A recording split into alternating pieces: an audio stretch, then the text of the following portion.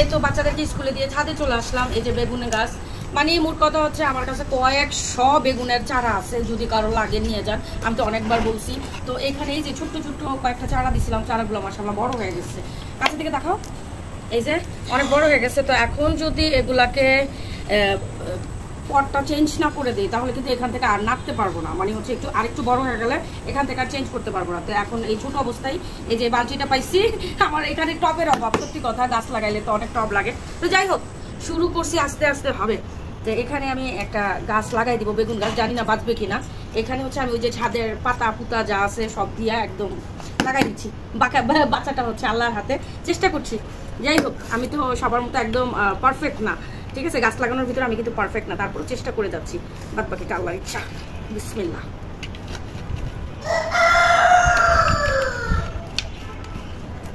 ওঠ, শিকড় মাশাআল্লাহ অনেক বড় হয়ে গেছে। এই যে এখানে আমি লাগাই দিব এটা, মাশাআল্লাহ। বিসমিল্লাহ। আমার মনে হয় বাঁচবে। যাই হোক, বাঁচা না বাঁচা সবকিছুতে আল্লাহর হাতে। তারপরে লাগাই দিলাম। এখন আর রোদ্রে রাখবো না, যেহেতু এখন সকালবেলা আর আমার ছাদে কিন্তু প্রচুর রোদ পড়ে, মানুষ পুড়ে যাওয়ার অবস্থা। আর এটা আরেকটাতে লাগাবো এখন, আজকে অন্য একদিন আরেকটা খালি করে নেই তারপর। আর এই হচ্ছে যন্ত্রণা শেষ নাই তো, ছাদে আসলে কত কাঁদতে পারে। নিচে আমার কয়েকটা লাউ গাছ আছে, এখন লাউ গাছগুলো কিসে দিব? আর এই যে এই বালতিটা, এটাতে তো ঘাস হয়ে ভরে গেছে, কিভাবে কি করবো বুঝতে পারতেছি না। এটা নিয়ে আমার অলরেডি যুদ্ধ হচ্ছে, যুদ্ধ চলতেছে। আল্লাহ, মাটি করবো কিভাবে? ওইটা অনেক ওজন,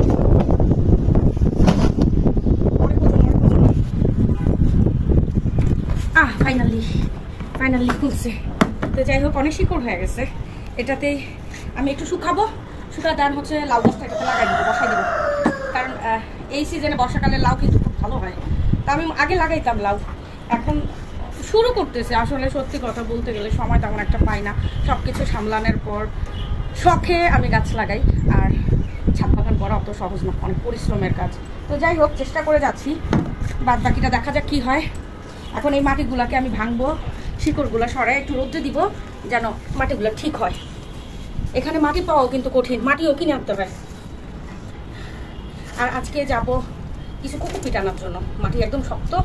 সো যাই হোক, রোদ বেড়ে গেল, দেখো কি পরিমাণ রৌদ্র। এত সকালবেলা যদি এই পরিমাণ রৌদ্র থাকে, সারাদিন তো পড়িয়ে আছে, সারাদিন জানি কি অবস্থা হবে আল্লাহ তাআলাই বলতে পারবে, রৌদ্রে মাথা ফেটে যায়। যাই হোক, তো যাই হোক, নিচে গিয়ে আবার মারিমের জন্য নাস্তাও রেডি করতে হবে।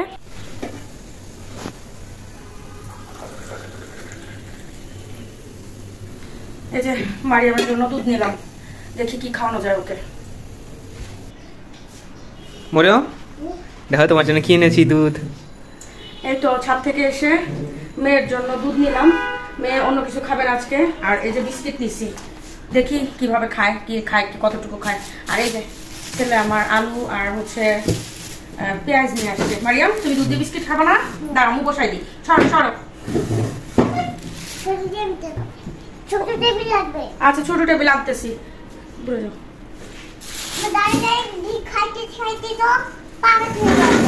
ও, দাঁড়া দাঁড়া খাইতে পা ব্যথা হয়ে যাবে, এই জন্য ছোট টেবিল এনে দিতে হবে। তো অপেক্ষা করো, আমি ছোট টেবিল এনে দিচ্ছি, তুমি বিস্কিট একটা বের করো। একটা আর একটা আমার দেখো, খুলে দিব, দাও খুলে দিই। তোমার বিস্কিটগুলো অনেক পছন্দ।